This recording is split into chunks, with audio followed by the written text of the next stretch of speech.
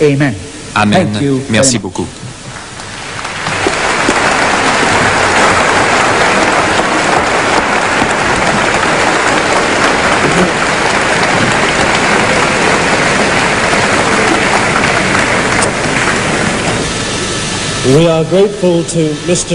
Nous sommes reconnaissants à M. Choroch d'avoir parlé 49 minutes et 15 secondes.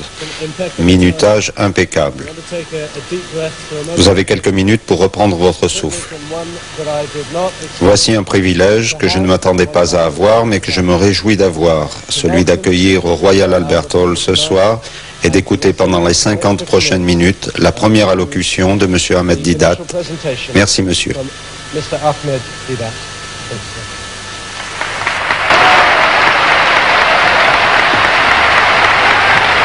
I would like to have the show.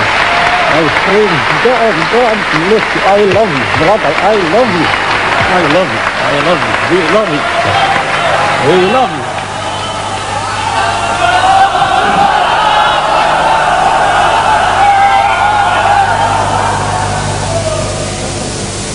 Thank you. أعوذ بالله من الشيطان الرجيم.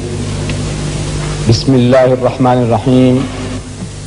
بل نقذف بالحق على الباطل فيدمغه فإذا هو زاهق ولكم الويل مما تصفون. صدق الله العظيم. Monsieur le Président, respectable orateur, mes chers frères et sœurs, le sujet « Jésus est-il Dieu ?» peut facilement être traité en lui opposant une question. Jésus a-t-il prétendu être Dieu? A-t-il dit « Je suis Dieu » A-t-il dit « Adorez-moi et croyez-moi », Monsieur le Président, Mesdames et Messieurs, il n'y a pas une seule déclaration équivoque dans aucun des 66 livres de la Bible, ni dans les 73 de celle catholique romaine, dans laquelle Jésus dise « Je suis Dieu » ou dans laquelle ils disent « Adorez-moi ». Il n'y a pas.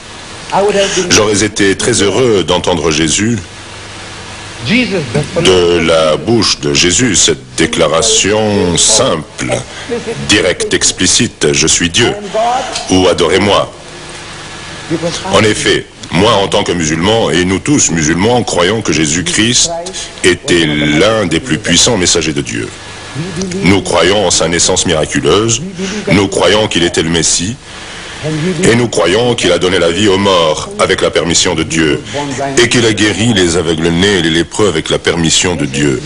C'est vraiment seulement là que se situe la véritable différence entre les musulmans et les chrétiens que celle de la divinité de Christ. Ainsi, c'est pour cela que je dis que notre frère n'a pas utilisé une seule déclaration venue de la bouche de Jésus qui dise « Je suis Dieu » ou « Adorez-moi ». Durant tout son séjour sur terre, il n'a jamais fait de déclaration pareille. Bien sûr, mon frère aura encore l'occasion, mon frère Solouche, de reprendre la parole et peut-être pourra-t-il m'indiquer où il y a une telle déclaration en cas d'oubli de sa part.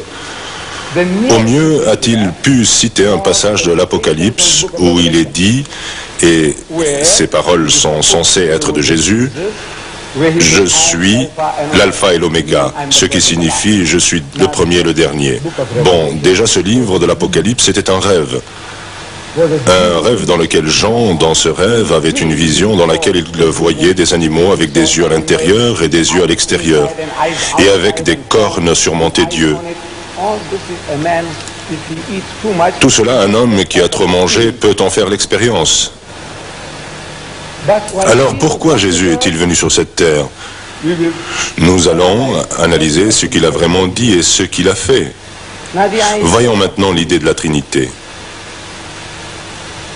Les chrétiens, la majorité des chrétiens, y compris l'Église anglicane, l'Église romaine catholique, les presbytériens, les luthériens, les méthodistes, presque à l'unanimité, croient en cette chose, la Sainte Trinité. Dans le catéchisme chrétien des églises, on dit, et je cite, « Car le Père est Dieu, Le Fils est Dieu et le Saint-Esprit est Dieu.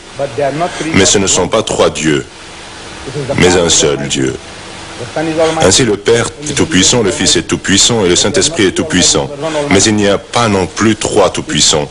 Il n'y a qu'un seul tout-puissant. Et ça continue. Je cite le catéchisme. Le Père est une personne, le Fils est une personne et le Saint-Esprit est une personne. Cependant, ce ne sont pas trois personnes, mais une seule personne. Je vous le demande. Qu'est-ce que c'est que cette langue? Est-ce de l'anglais? On dirait que c'est de l'anglais, mais ce n'est pas de l'anglais. Personne, personne, personne. Mais non trois personnes, mais une seule personne. Je répète, qu'est-ce que c'est que cette langue? Qu'est-ce que c'est qu'une personne dans votre langue, à vous les Anglais? Dites-le moi, vous qui êtes Américains et qui parlez comme les Anglais. Dites-le moi. Qu'est-ce que c'est qu'une personne dans votre langue? Supposons que vous et deux autres frères soyez des triplés, identiques, au point que nous ne puissions pas faire la différence entre vous trois. Vous êtes identiques les uns aux autres. Si l'un de vous commet un assassinat, je vous le demande, pourrons-nous prendre l'autre? Vous dites non, je vous réponds. Et pourquoi pas? Vous vous ressemblez. Pourtant, il me dira, mais non, c'est une personne différente. Ce qui en fait une personne différente, c'est sa personnalité. Si la personnalité est différente, il est différent. Et quand les chrétiens disent, au nom du Père, et du Fils, et du Saint-Esprit, je vous dis que vous avez trois représentations mentales distinctes à l'esprit. Quand vous dites Père, vous ne pensez pas au Fils. Quand vous dites Fils, vous ne pensez pas au Saint-Esprit, n'est-ce pas? Oui, et ces trois représentations ne pourront jamais se fondre en une seule. Malgré tous vos efforts, elles resteront toujours trois dans votre esprit, à moins que votre esprit ne soit malade et que vous ne disiez « je vois ces trois comme une seule image ». Les trois resteront toujours trois. Maintenant, en ce qui concerne les musulmans, croire qu'un être humain, quel qu'il soit, est Dieu ou s'unisse à Dieu, c'est prendre des libertés avec Dieu. Que ce soit l'idée hindoue du Dieu incarné, ou l'idée chrétienne du Dieu incarné, Dieu se faisant homme, le Saint-Coran dit.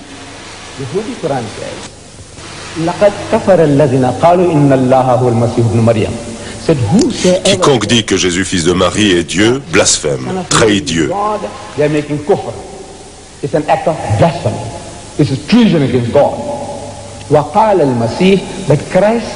Et Jésus dit,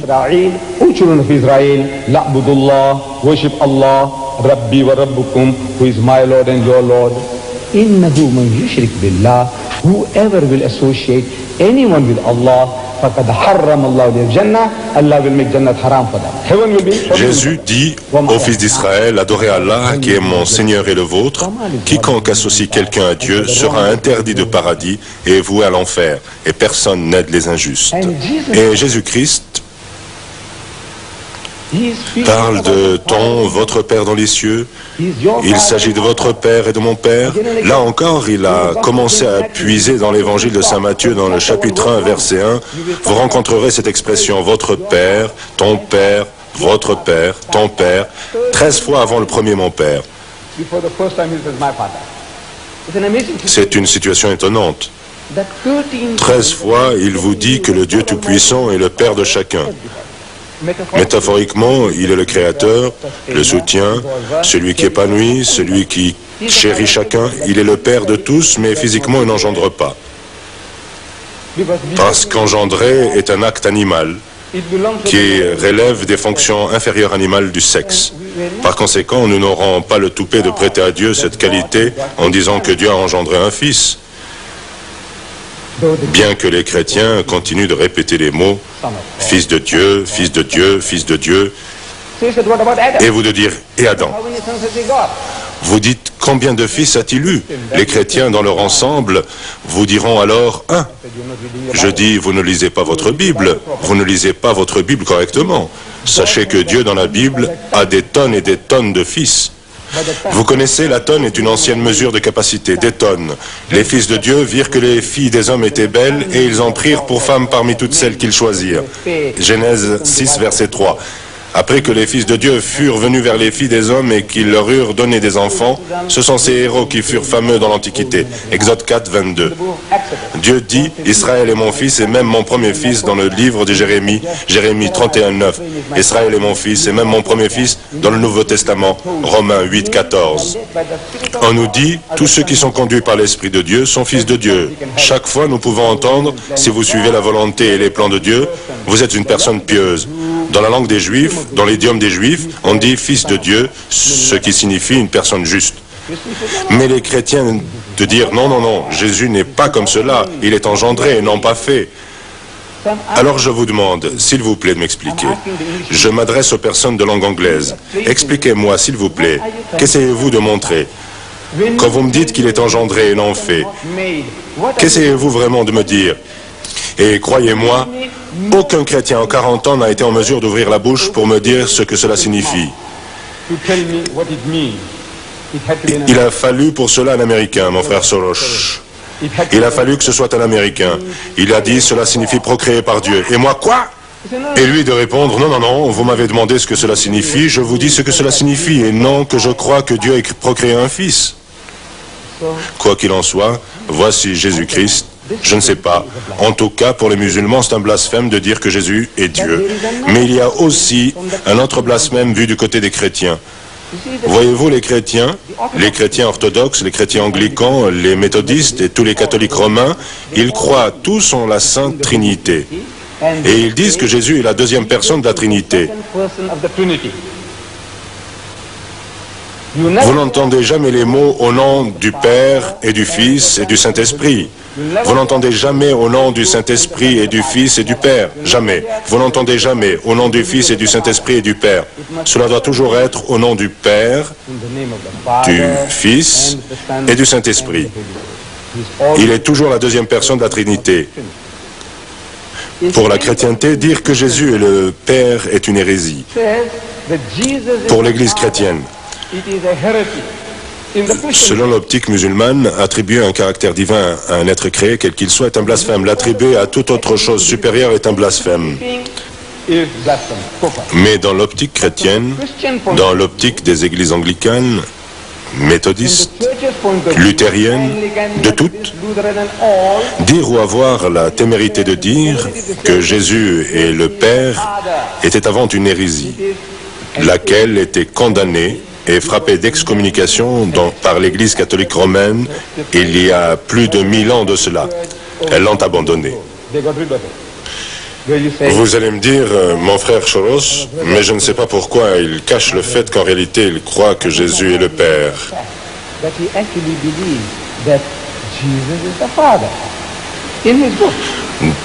Dans son livre intitulé « Le chrétien libéré », au cas où il l'aurait oublié, peut-être qu'il ne l'a pas apporté moi-ci, le chrétien libéré.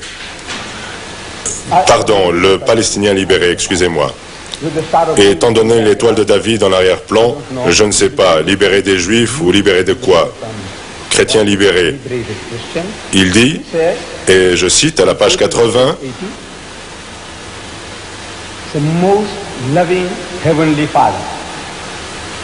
le plus aimant Père céleste, je te remercie pour les miracles que tu as accomplis dans ma vie.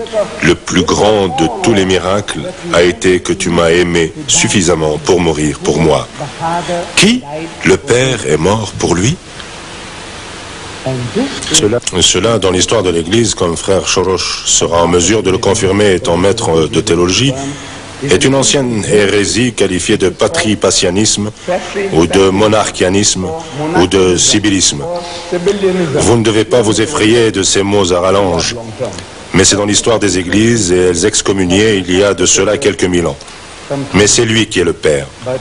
Cependant, Jésus contredit cette affirmation qui dit « Et n'appelez personne sur la terre votre Père, car un seul est votre Père, celui qui est dans les cieux. » Matthieu 23, 9. Et Jésus est un homme de la terre, qui marche sur cette terre.